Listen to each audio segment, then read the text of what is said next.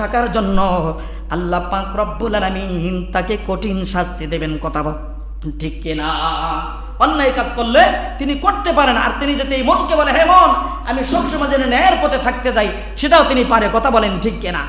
আমার ভাইয়েরা, আমার বন্ধুগণ, কাফেররা যেহেতু তাদের ইচ্ছা মোতাবেক ইমানের পথ বর্জন করেছেন, ও মুসলমান ভাইরা আমার, এরপরে নাফরমানি পথ এরকম ভাবে গ্রহণ করেছে। কথা বলেন ঠিক কিনা?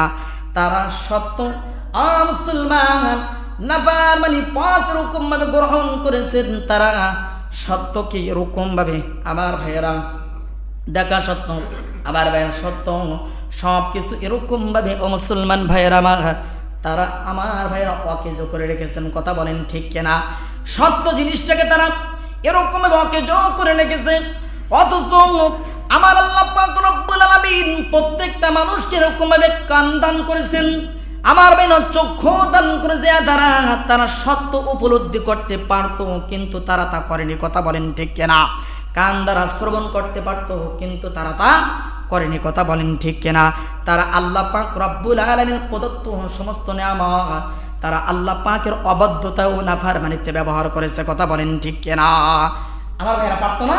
তারা আল্লাহ তাআলার প্রদত্ত সমস্ত উপকরণকে তারা অবাধ্যতা ও নাফরমানির কাজে ব্যবহার করেছেন। কথা বলেন ঠিক কিনা? আমার ভাইয়েরা, আমার বন্ধুগণ, এই জন্য আমার আল্লাহ পাক রব্বুল আলামিন এরকম ভাবে ইরশাদ করে জানিয়ে দিয়েছেন। আল্লাহ তাআলা বলেছেন, আমি আল্লাহ পাক রব্বুল আলামিন তাদের এই মনকে মোহর করে দিয়েছি। জোরে জোরে আওয়াজ দেয়া বলুন নাউজুবিল্লাহ।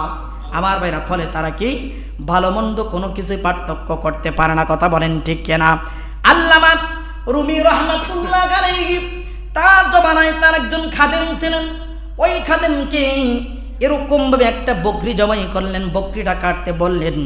বকরিটা যখন এরকম ভাবে জবাই হয়ে গেলেন, আল্লাহর ওলি তার খাদেমকে ডাক দিয়ে বললেন, হে আমার খাদেম, এই বকরি থেকে সবথেকে ভালো স্থানটা আমার কাছে নিয়ে আসো, এরপরে খারাপ স্থানটা তুমি আমার কাছে নিয়ে আসো।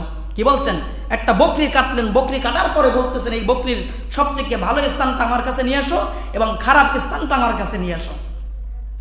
আল্লাহর ওলির খাদেম যখন এই কথা এরকম ভাবে শুনলেন, শোনা